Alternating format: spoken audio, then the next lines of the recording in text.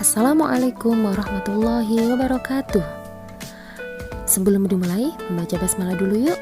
Bismillahirrahmanirrahim. Halo, selamat pagi.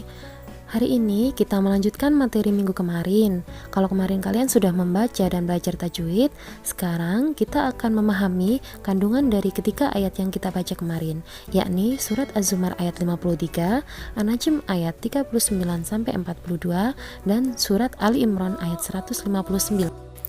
Ayat pertama, Quran Surat Az-Zumar ayat 53. A'udzubillahi minasyaitonirrajim. Bismillahirrahmanirrahim. Qul ya ibadiyalladzina asrafu ala anfusihim la taqnatu min rahmatillah. Innallaha yaghfirudz dzunuba jami'a. Innahu huwal ghafurur rahim.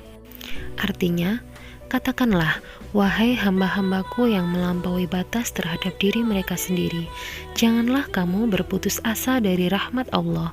Sesungguhnya Allah mengampuni dosa-dosa semuanya. Sungguh, Dialah yang Maha Pengampun lagi Maha Penyayang. Apakah inti dari ayat ini? Benar sekali, ayat ini menerangkan tentang pentingnya bersikap optimis. Anak-anak, ketika kita menghadapi kesulitan atau permasalahan, kita punya dua pilihan ya. Pertama, kita memilih menyerah atau putus asa. Artinya, kita negatif thinking pada diri kita sendiri. Kedua, kita memilih untuk berusaha dengan dua konsekuensi. Yang pertama, kita bisa jadi gagal. Lalu kita bisa coba lagi. Tapi, alhamdulillah kalau kita langsung bisa sukses. Sikap untuk selalu berpikir positif, meyakini kemampuan diri sendiri disebut dengan optimis.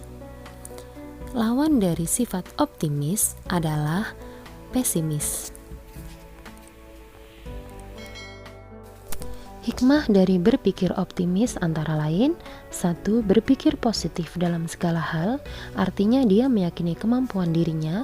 Yang kedua, tidak mudah menyerah dan berputus asa. Dan yang ketiga, menumbuhkan sikap percaya pada kemampuan dirinya. Yang kedua, kita akan mempelajari kandungan dari Quran Surat An-Najm ayat 39-42. Bismillahirrahmanirrahim. Wa allaysa lil insani illa ma sa'a wa anna sa'yahu sawfa yura thumma yujzahul jazaa'al awfa wa anna ila rabbikal muntaha. Shadaqallahul azim.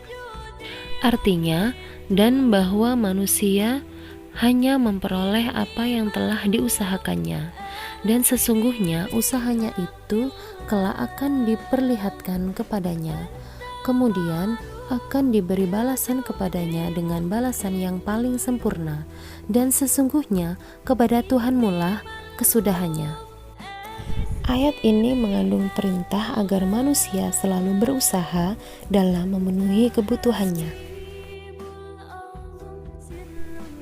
Kebutuhan manusia antara lain kebutuhan akan ilmu pengetahuan, kepandaian, kesuksesan, kebutuhan hidup, dan juga kebahagiaan.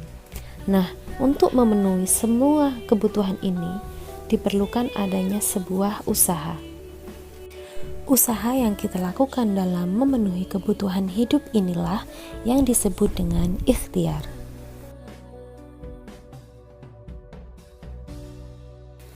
Hikmah berikhtiar yakni 1. Menghilangkan perasaan malas dan mudah puas.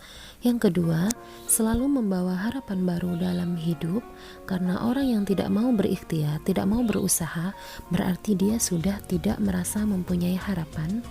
Dan yang ketiga, dengan berikhtiar, kita akan bisa mencapai tujuan atau cita-cita kita. Kita bisa memenuhi kebutuhan hidup kita.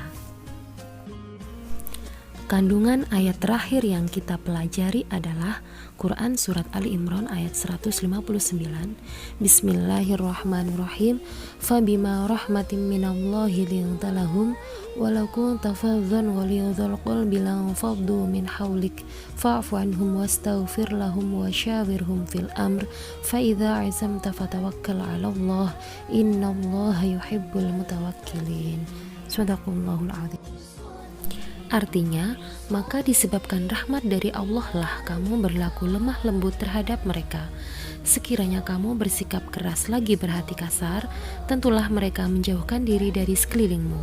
Karena itu, maafkanlah mereka, mohonkanlah ampun bagi mereka, dan bermusyawarahlah dengan mereka dalam urusan itu. Kemudian apabila kamu telah membulatkan tekad, maka bertawakallah kepada Allah. Sesungguhnya Allah menyukai orang-orang yang bertawakal kepadanya. Berserah diri kepada Allah setelah berusaha semaksimal mungkin disebut dengan tawakal. Berserah diri tanpa adanya usaha tidak bisa dikatakan tawakal.